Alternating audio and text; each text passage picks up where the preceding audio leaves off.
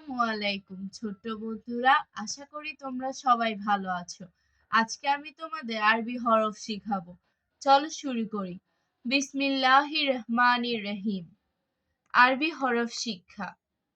আলিফ, বা, তা, সা, জিম, হা, হ, দাল, জাল, র, ঝা, সিন, শিন, صاد ضاد طاء ظاء عين غين فاء قاف كاف لام ميم নুন ওয়াও হা লাম আলিফ হামজা ইয়া।